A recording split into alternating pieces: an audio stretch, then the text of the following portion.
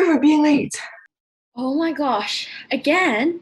What excuses do you have this time? Back pain, leg pain, or help elderly cross the road?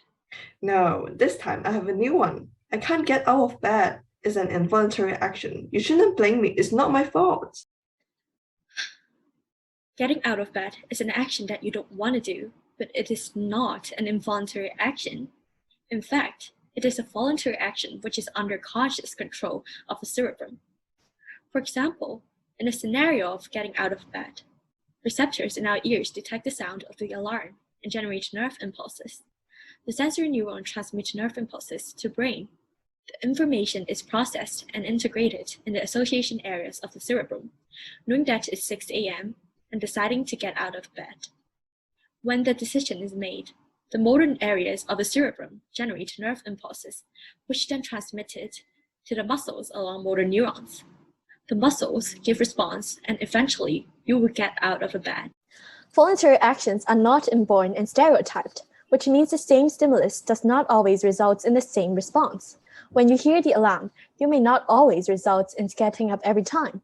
You may continue to sleep and end up being late like today. I wish it's a stereotype so that you would never be late again like today. Don't be angry. Let me show you something that would definitely make you happier. The only thing that can make my heart beat is handsome and charming boys. Whoa, let's be serious. Heartbeat is an involuntary action. Involuntary actions are regenerated by the brain, but are not under conscious control and they occur automatically. These actions are performed throughout our lives and do not need any stimulus to work. Just like your heart, it beats automatically even when you are asleep. So, it's impossible and invalid to say that your heart only beats for handsome and charming boys.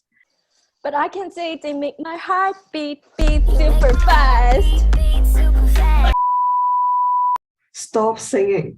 Every time when you sing, I have a headache. It's like a reflex action. What's a reflex action? Reflex action is an inborn, rapid, and automatic response to a stimulus. It is involuntary and also stereotyped. For example, this is the near drag reflex. When the tendon just below the kneecap is tapped, the lower leg will automatically kick outwards.